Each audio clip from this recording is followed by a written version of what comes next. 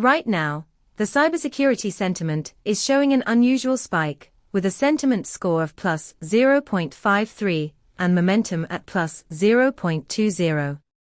This is noteworthy because it indicates a significant lift in positive sentiment compared to the historical baseline, suggesting that the community is feeling more optimistic about cybersecurity than usual. Our API returns detailed sentiment analysis, including the latest trends, themes, and semantic clusters surrounding cybersecurity.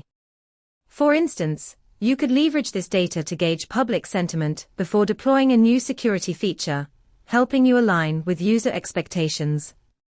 If you want to dive deeper into understanding these shifts in sentiment, check out our documentation at pulsebit.lojenterprise.com/docs. Let's make informed decisions together with real-time insights.